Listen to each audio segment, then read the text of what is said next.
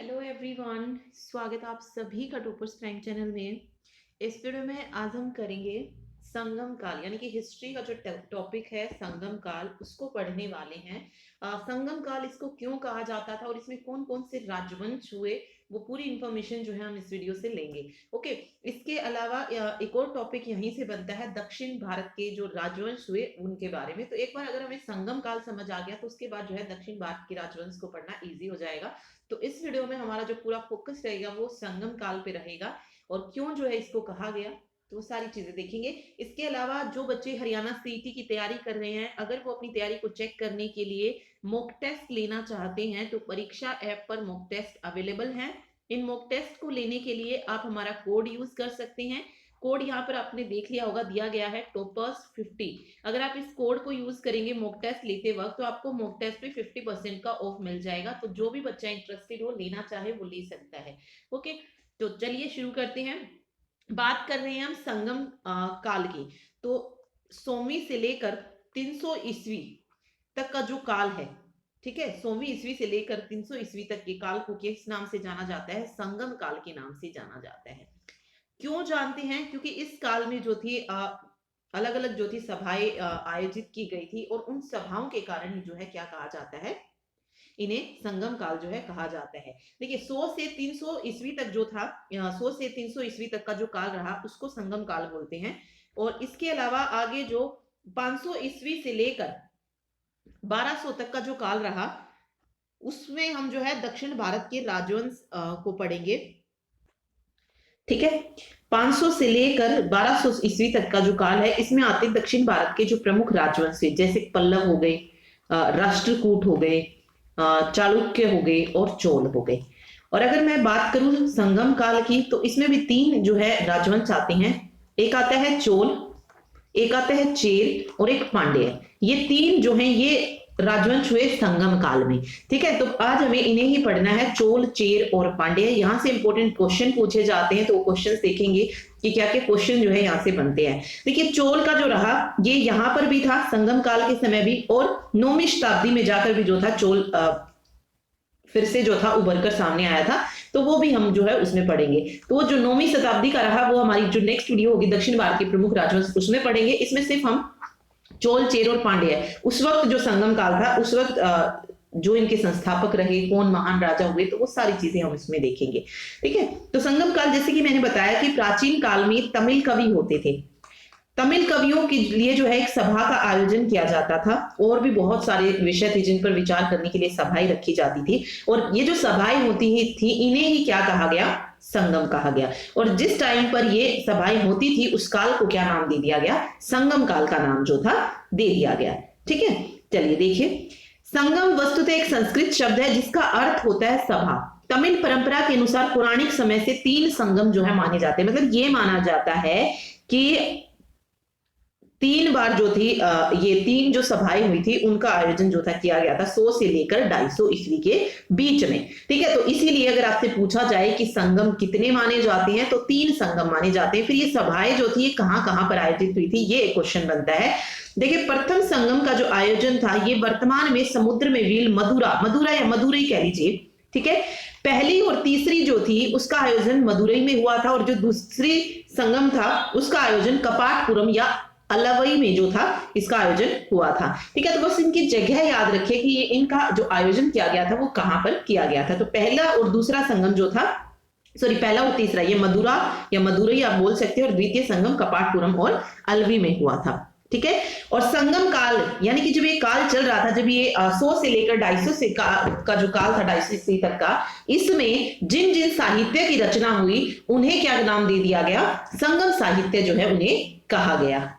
ठीक है, चलिए यहां पे आप देखेंगे तो जैसे कि मैंने बताया 3 जो है मेनली यहां पर राजवंश हुए। कौन कौन से हुए? एक हुआ चेर। चेर वाला अगर आप एरिया देखोगे तो ये वाला जो पूरा एरिया था ये चेर राजवंश का था, यानी कि इन लोगों का यहाँ पे शासन था। पांड्या, ये जो नीचे वाला जो एरिया है इधर वाला, यहां पर जो थे पांड्या थे, और चोल वाले इधर वाले एरिया में थे। ठीक है, तो ये 3 प्रमुख राजवंश हुए, चेर, चोल और पांड्य। तो इनकी जगह आपको पता होनी चाहिए कि कहां कहां पर जो है इनका वो था, यहाँ मतलब कहां पर जो थी इनका शासन रहा। ठीक है, तो यहाँ पे आप देख सकते हैं बिल्कुल दक्षिण में पांड्य राज्य हो गया है। और दक्षिण में, चलिए फिर इनके बारे में वन बाय वन पढ़ते हैं। तो ये देखिए आगे संगम साहित्य दिया गया है, तोलकापियम हो गया, एतु तोके हो गया, पतु पातु हो गया। ये बहुत सारे हैं जो संगम साहित्य दिए गए हैं, जो मेनली पेपर में पूछा जाता है। एक तो तोलकापियम पूछा जाता है और दूसरा शिल्पदिकारम। ये दो मेन नेम है जो पूछे जाते हैं कि एक तो इनकी रचना पूछी जाती है, जैसे तोलकापियम की रचना किसने की, तो अगस्त्य ऋषि के शिष्य थे। कौन थे? अगस्त्य ऋषि के शिष्य थे तोलकापिर। तोलकापिर इनके द्वारा जो थी इनकी रचना की गई थी। ठीक है, और ये तमिल भाषा का प्राचीनतम व्याकरण ग्रंथ है। अगर आपसे पूछा जाए कि तमिल भाषा का प्राचीनतम व्याकरण ग्रंथ कौन सा है, तो तोलकापियम। ठीक है, एक और जो इसमें पूछा जाता है, तमिल का बाइबल किसको कहते हैं? तमिल का बाइबल, तो ये क्वेश्चन भी पूछ लिया जाता है। तो तमिल का बाइबल कहा जाता है कुराल को। ओके, और इसको रचा किसने है? तिरुमल्लीर ने रचा है इसको। तिरुमल्लीर ने जो है इसकी रचना की है। ठीक, तो एक चीज इसमें ये याद रखिएगा। ओके, इसके अलावा एक और आता है शिल्पदिकारम, ये मोस्ट इंपोर्टेंट है। और यहां से क्वेश्चन आता है, तमिल साहित्य का प्रथम महाकाव्य कौन सा था? कौन सा है कह लीजिए। शिल्पदिकारम जो है ये तमिल साहित्य का प्रथम महाकाव्य जो है इसको कहा जाता है। इसका मतलब कई बार पूछ लिया जाता है कि शिल्पदिकारम का मतलब क्या है। शिल्पदिकारम का अर्थ होता है नुपुर की कहानी। ठीक है, और इस महाकाव्य की जो रचना थी वो की थी चेर शासक। चेर शासक हुआ कौन? सेन गुटवुन। सेन गुटवुन इसने जो थी सेन गुटवुन का भाई था इलांगो आदिगल। इलांगो आदिगल इस इलांगो आदिगल इसने जो थी इसकी रचना की थी शिल्पदिकारम की। तो वन बाय वन पढ़ते हैं सारे जो भी उस वक्त राजवंश हुए हैं, क्या क्या उनकी विशेषता रही, तो वन बाय वन हम वो देखेंगे। तो सबसे पहली चीज आपको जो याद रखनी है, अगर आपसे पूछा जाए डायरेक्ट एक क्वेश्चन अगर आपसे पूछा जाता है कि जो चेरों का जो संगम काल जो है ये कब से कब तक रहा, तो 100 से लेकर 300 ईसा पूर्व, या 250 अगर आता है तो 250 तक का जो काल था ये कौन सा था? संगम काल था। यहाँ पे आप देखिए ये अगर आप देखेंगे ना तो ये क्या है? इनके प्रतीक चिन्ह है। ठीक है, तो जैसे चेर का प्रतीक चिन्ह आपसे पूछा जाए तो धनुष हो गया। चोल का अगर पूछा जाए तो चोल का ये चोल का हो जाएगा, क्या बोलेंगे इसे, बाघ। बाघ, ठीक है, चोल का क्या हो जाएगा? बाघ हो जाएगा। पांड्य का अगर पूछा जाए तो पांड्य का क्या हो जाएगा? मछली हो जाएगा। ठीक है, तो बस इनमें ये छोटी छोटी चीजें जो है आपको याद रखनी है, मछली। और एक दूसरा जो यहां से पूछा जाएगा, एक प्रतीक हो गया और दूसरा इनकी रचना वो पूछी जाती है, सॉरी राजधानी कौन सी रही है, तो वो हम देखते हैं। चलिए हम शुरू कर रहे हैं। सबसे पहले हम पढ़ रहे हैं चेर साम्राज्य।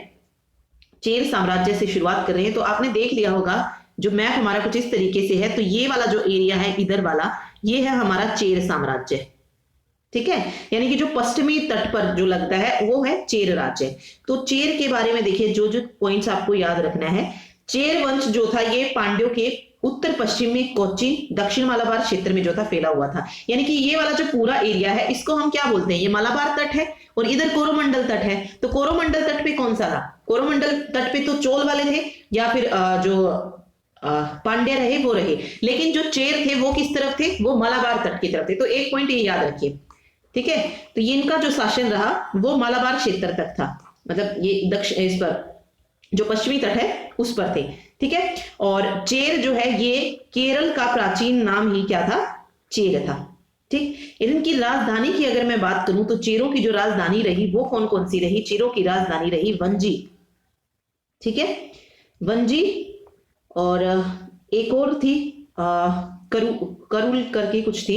ठीक है, ये दो जो हैं इनकी राजधानी रही है। मेनली जो पूछी जाती है वो है वंजी। ठीक है, धनुष जो हो गया वो इनका क्या हो गया? प्रतीक चिन्ह हो गया, जो मैंने आपको इमेज दिखाई थी। ये इनका प्रतीक चिन्ह था।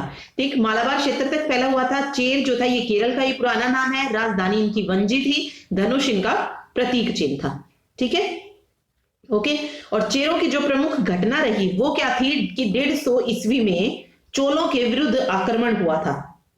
ठीक है, 150 ईस्वी में चेरों ने किसके विरुद्ध आक्रमण किया था? चोलों के विरुद्ध। ठीक, चोलों के विरुद्ध आक्रमण किया था, जिसमें क्या किया चेरों ने? चोलों के राजा हुए करिकाल के पिता को जो है मार डाला था। तो बदले में चोलों ने क्या किया था? चेर राजा को भी मार दिया था। और बाद में दोनों राज्यों के बीच क्या हो गया? समझौता हो गया था। देखिए क्या किया, सबसे पहले चेरों ने चोलों के जो राजा थे करिकाल, उनके पिता को मारा था। उसके बदले चेरों का राजा भी मर गया। फिर दोनों में क्या हो गया था? समझौता हो गया था। तो बस यही घटना है जो चेर राज्य से पूछी जाती है। ठीक है, ओके। एक और नाम जो यहां से आता है, चेर राज्य का सबसे महान राजा किसको माना गया है? तो वो है शेन गुटवन।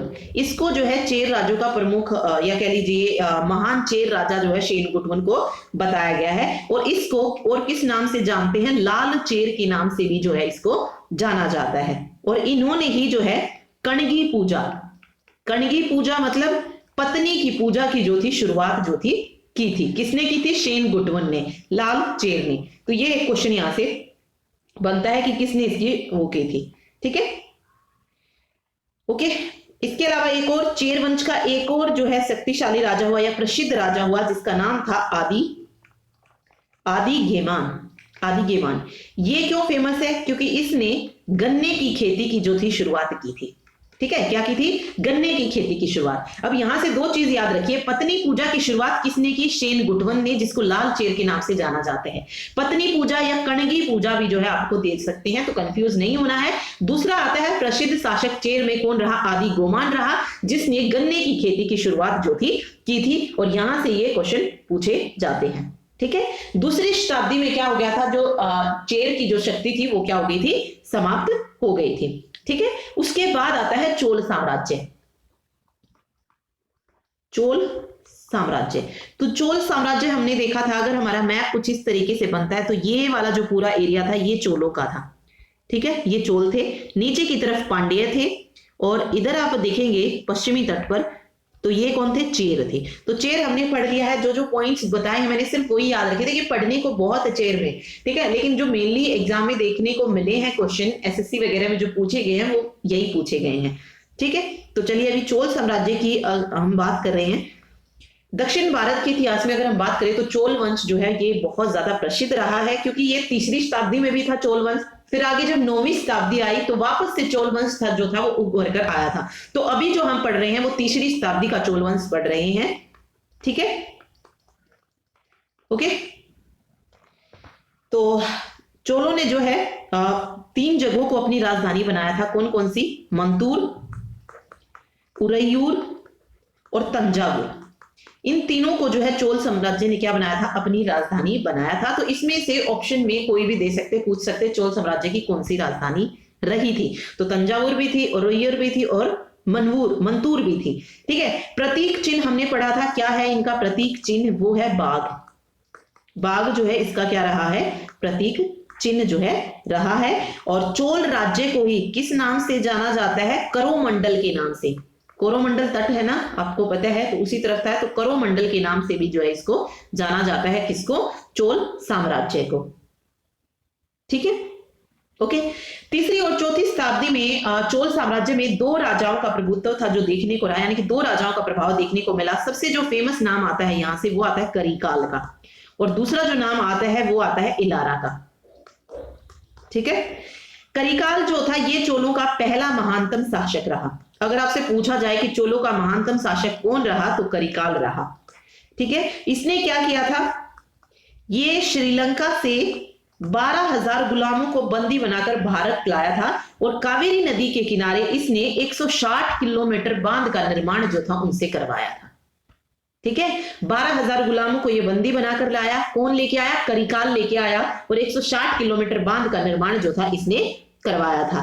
ठीक है, जो पुहार बंदरगाह है कावेरीपत्तनम, उसका निर्माण किसने करवाया है? करिकाल ने ही करवाया है। ठीक है, तो कुहार बंदरगाह आप याद रखिएगा, किसने करवाया है? करिकाल ने। कावेरीपत्तनम अगर पूछा जाए किसने निर्माण करवाया है, तो करिकाल ने उसका निर्माण करवाया है। इसके अलावा एलारा की अगर हम बात कर रहे तो इसने क्या किया था? देखिए, ये तो क्या लाया था? 12,000 गुलामों को बंदी बनाकर लाया करिकाल। लेकिन एलारा ने क्या किया था? इस चोल शासक ने श्रीलंका को हराकर 50 सालों तक जो था उस पर शासन किया था। श्रीलंका को किसने हराया था? एलारा ने। श्रीलंका से गुलामों को कौन लाया बंदी बनाकर? करिकाल लाया था। ठीक है, तो दो ये नाम जो है चोल साम्राज्य में बहुत इंपॉर्टेंट है, जो पूछे जाते हैं। ठीक, उसके बाद फिर चोलों का जो था धीरे धीरे चोलों की जो शक्ति थी वो समाप्त हो गई थी। उसके बाद जो लास्ट आता है वो आता है पांड्य साम्राज्य। पांड्य साम्राज्य, ओके। इसके बारे में जो सर्वप्रथम उल्लेख मिला था वो मिला था मैग्स्थनीज की जो पुस्तक थी, कौन सी थी? इंडिका थी। वहां पर जो था इस राज्य के बारे में बात की गई थी और बताया गया था कि इस राज्य का जो शासन था, पांड्य साम्राज्य का शासन, वो किसके हाथ में था? स्त्रियों के हाथ में था। ठीक है, पांड्य साम्राज्य की राजधानी, मोस्ट इंपोर्टेंट क्वेश्चन है जो एग्जाम में देखने को मिलता है, तो मदुराई जो थी इसकी क्या थी? राजधानी थी। और इनका जो प्रतीक चिन्ह था वो क्या था? वो था मछली। ठीक है, पांड्य साम्राज्य की अगर हम बात करें तो इस वंश का जो प्रसिद्ध शासक हुआ वो था नेडियोन। और पांड्य साम्राज्य जो था ये मोतियों के लिए बहुत ज्यादा प्रसिद्ध था, मोतियों के लिए जो है काफी प्रसिद्ध था। और इसी ने जो थी समुद्र पूजा, एक मिनट सॉरी, नेडियोन, इसने जो थी समुद्र पूजा की जो थी शुरुआत की थी। अब आपसे पूछा जाए समुद्र पूजा की शुरुआत किसने की, तो नेडियोन ने की थी। ओके, ठीक है। फिर आगे चलकर 5वीं शताब्दी के बाद जो थी पांड्यों की शक्तियां जो थी वो सीन होने लगी थी, यानी कि धीरे धीरे जो थी पांड्य साम्राज्य समाप्त हो गया था। ठीक है, तो बस यही चीज है जो मेनली यहां से पूछी जाती हैं। देखिए आगे कुछ और पॉइंट्स हम पढ़ लेते हैं अगर कुछ बचा होगा तो। देखिए, संगम काल का समय 1ली शताब्दी से 3री शताब्दी तक जो है माना जाता है, ये हम पहले ही पढ़ चुके हैं। संगम काल की जानकारी किस होती है, यानी कि कहाँ से इसके बारे में पता चलता है, तो मैग्स्थनीज की इंडिका है, खारविल का हाथी गुम्फा अभिलेख हो गया, और इरेनार अगपोरुल की रचनाएं हैं जहां से पता चलता है संगम काल के बारे में। ठीक है, संगम का तात्पर्य ये तमिल विद्वानों की परिषद से इन संगमों में साहित्यों का जो था संकलन किया गया था। पांड्य शासकों के संरक्षण में 3 संगमों का आयोजन। तो ये क्वेश्चन कौन आता है कई बार कि कौन से शासक थे जिनके संरक्षण में तीनों संगमों का जो था आयोजन किया गया था। तो हमने पढ़ा था कि हर एक संगम का आयोजन अलग अलग में किया गया। जैसे पहला संगम मदुरई में हुआ, दूसरा अलवई में हुआ कपाटपुरम में, और तीसरा जो था ये भी मदुरई में हुआ था। तो उस वक्त पांड्य शासक जो थे ये तीनों, मतलब तीनों के उस तक जो थे पांड्य शासक थे, यानी कि जब पहला संगम हुआ तब भी थे पांड्य शासक, दूसरे में भी थे और तीसरे में भी थे, तो इनके संरक्षण में हुआ था। ओके, देखिए प्रथम संगम का आयोजन जो था ये ऋषि अगस्त्य की अध्यक्षता में मदुरा तमिलनाडु में जो था हुआ था। द्वितीय संगम का आयोजन पहले ऋषि अगस्त्य तथा बाद में तोलकापियर की अध्यक्षता में कपाटपुरम या अल्लवई में जो था हुआ था। तृतीय संगम उत्तरी मदुरा में नकीरर की अध्यक्षता में, तो अध्यक्ष भी जो है कई बार पूछ ले जाते हैं, तो ये याद रखिए नकीरर की अध्यक्षता में तीसरा संगम हुआ था। ओके, पहले संगम का जो है कोई भी ग्रंथ उपलब्ध नहीं है, और दूसरे संगम का जो एकमात्र उपलब्ध ग्रंथ है वो है तोलकापियर रचित व्याकरण ग्रंथ तोलकापियम। ठीक है, क्या है ये व्याकरण ग्रंथ है, किसने रचा है? तोलकापियर ने रचा, और तोलकापियम उसका नाम है, मतलब जो भी तोलकापियर ने जिसकी रचना की जिस ग्रंथ की, और ये दूसरे संगम का एकमात्र उपलब्ध ग्रंथ है। पहले संगम का कोई भी ग्रंथ उपलब्ध नहीं है। तीसरे संगम के ग्रंथों को कई संकलनों में संकलित, यानी कि इस संगम के बहुत सारे ग्रंथ है, जैसे शिल्पदिकारम हो गया, मणिमेखलई हो गया, जीवक चिंतामणि हो गया। ओके, इनको जो है तमिल साहित्य का क्या कहा जाता है? महाकाव्य इनको माना जाता है। ठीक है, तो ये मैंने आपको बताया था, शिल्पदिकारम तमिल साहित्य का महाकाव्य इसको बोलते हैं। शिल्पदिकारम का अर्थ होता है नुपुर की कहानी। इस महाकाव्य की रचना किसने की थी? चेर शासक सेन गुटवन के भाई। सेन गुटवन कौन था? जिसको लाल चेर के नाम से जाना जाता है, और जिसने कणगी पूजा की जो थी शुरुआत की थी।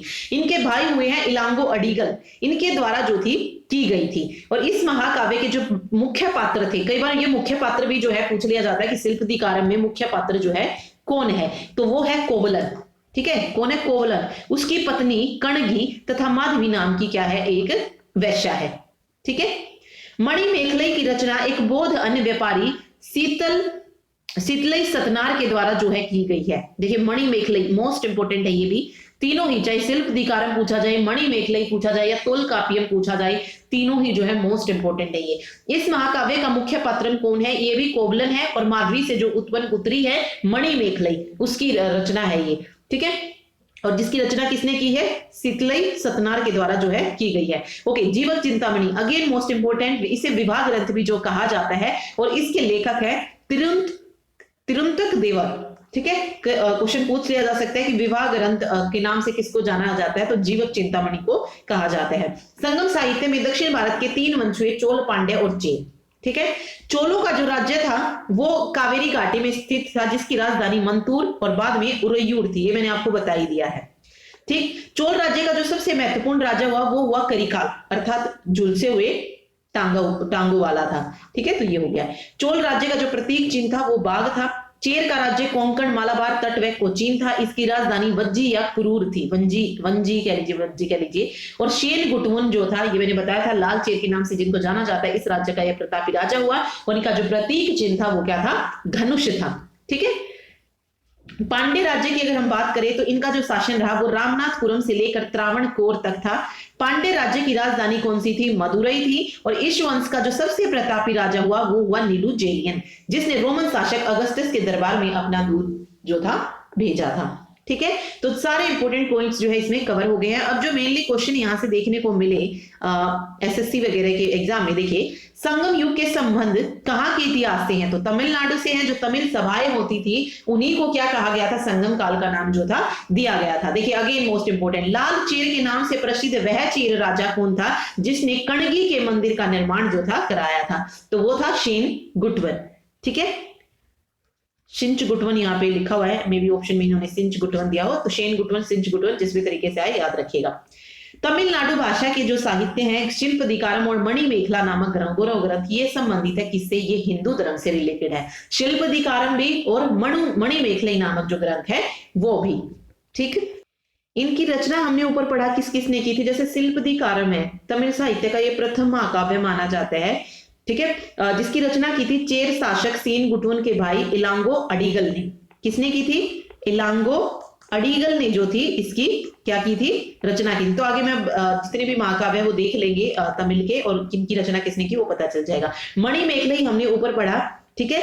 इसकी रचना मदुरई के एक व्यापारी थे शीतलई सतनार, उन्होंने जो थी इसकी रचना की थी, ठीक है।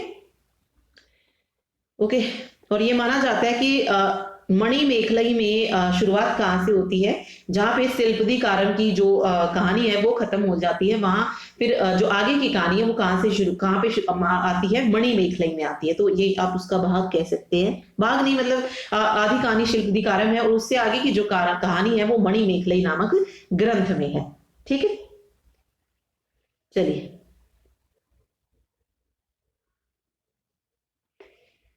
ओके, अगला है चोल वंश में ग्राम शासन के बारे में किस शिलालेख में उल्लेख मिलता है? तो ये मिलता है उत्तरा मेरूर में। शिलालेख में पूछा ना ग्राम शासन के बारे में, तो उत्तरा मेरूर में जो है चोल वंश में ग्राम शासन के बारे में पता चलता है। संगम काल में रोमन व्यापार का केंद्र कौन सा था? अरिकमेडु था, ठीक है। पश्चिमी चालुक्य वंश का प्रसिद्ध शासक कौन था? तो ये पुलकेशिन द्वितीय था। तो ये दक्षिण भारत के राजवंश से क्वेश्चन है, तो वो हम आगे पढ़ेंगे। नेक्स्ट वाली वीडियो जो होगी उसमें देखेंगे हम दक्षिण भारत के राजवंश कौन कौन से हुए हैं। ऐसा नहीं है कि बिल्कुल आपको समझ नहीं आएगा, तो थोड़ा सा समझने की एक बार कोशिश करेंगे तो बिल्कुल इजी वे में पढ़ेंगे कि कहाँ से क्या क्या क्वेश्चन वहां से पूछा जाता है, कि किसने किस मंदिर का निर्माण किया, कौन सा महान राजा हुआ। तो जो मोस्टली क्वेश्चन आते हैं सिर्फ उन्हीं पर फोकस रखिए, अदरवाइज बहुत सारी चीजें इनके बारे में पढ़ने की, ठीक है। तो बस जितना इंपॉर्टेंट है आपके लिए सिर्फ उस पर रखिएगा फोकस। देखिए प्रमुख संगम ग्रंथ यहाँ पे दिए गए हैं। जैसे सबसे पहले तोलकाप्पियम है, जिसके लेखक तोलकाप्पिया, ये तमिल साहित्य का प्राचीनतम ग्रंथ माना जाता है, एक व्याकरण ग्रंथ है जिसकी रचना द्वितीय संगम के समय पर हुई थी। शिल्पदीकारम की अगर बात करूं तो इलांगो अडिगिल जो है इसके लेखक हैं, और यह है एक क्या है? महाकाव्य है। एतु तोगई, इस ग्रंथ की रचना तृतीय संगम के दौरान जो थी हुई थी। मणिमेखलाई इसके हैं शीतल शतनार, ये इसे में ब्राह्मण तथा अन्य संप्रदायों के सदस्यों से वाद विवाद तथा मतों का उल्लेख जो है इसमें मिलता है। जीवक चिंतामणि, इसके लेखक है तिरुक देवर। इस महाकाव्य में जीवक के पराक्रम पूर्ण कार्यों के बारे में भी बताया गया है। ओके, आगे ये दिया गया है पदिट्रिपंतु, इसकी रचना तृतीय संगम के दौरान ही जो थी हुई थी। और एक ये है पदिनोकी कणकु, इसमें 18 लघु उपदेश गीत जो हैं संकलित हैं। ओके, जीवक चिंतामणि मैंने आपको बता दिया, इसको विवाह ग्रंथ भी जो है कहा जाता है। और जीवक चिंतामणि में जो है 8 विवाह का जो है वर्णन किया गया है। ठीक, इसलिए इसको विवाह ग्रंथ या मणनूल, क्या और किस नाम से जानते हैं, मणनूल के नाम से भी जो है इसको जाना जाता है। ठीक है, और तिरक देवर की अगर हम बात करें, जो ये है तिरुक्त देवर, ये जैन मुनि जो है हुए हैं, महाकवि हैं तिरुक्त देवर, जैन मुनि हुए हैं, उनकी जो है ये रचना है। ठीक, तो बस यही थे जो पॉइंट्स आपको याद रखने थे। बाकी कुछ और ज्यादा एक्स्ट्रा पढ़ने की जरूरत नहीं है कि वहां पर कृषि कैसी थी या उनका व्यवसाय क्या था, ये सब नहीं पूछा जाता है। हमारा जो एग्जाम है वो सिर्फ सीईटी का है। ओके, तो मेन चीजें जो है याद रखिए, इतना ज्यादा डीप आपको नहीं देंगे कि वो HCS लेवल का पेपर आपको दे कि हम उनकी व्यवस्था कैसी थी, कृषि क्या करते थे या क्या करते थे वो पढ़े। ठीक है, इतना नहीं जाते हैं। सिर्फ हमारे लिए जो हमारे ग्रंथ इंपॉर्टेंट है या किस राजवंश का शासन किस तरफ था वो याद रखिए, राजधानी कौन सी थी और कौन सा प्रसिद्ध राजा हुआ, और जो मैंने आपको बताया गन्ने किसने उगाने शुरू किए या समुद्र की पूजा किसने शुरुआत की, बस ये यही क्वेश्चन जो है पूछे जाते हैं एग्जाम में, इससे ज्यादा कुछ नहीं आता है संगम काल से। ठीक है, इसके बाद आता है हमारा दक्षिण भारत का राजवंश, जहां से मोस्ट इंपोर्टेंट क्वेश्चन जो है बहुत सारे एग्जाम्स में जो है देखने को मिलते हैं। तो क्वेश्चंस के साथ उन चीजों को पढ़ेंगे नेक्स्ट वीडियो में। तो मिलते हैं नेक्स्ट वीडियो में, और अगर आपको वीडियो पसंद आई हो तो प्लीज वीडियो को लाइक जरूर कीजिएगा। Thank you so much.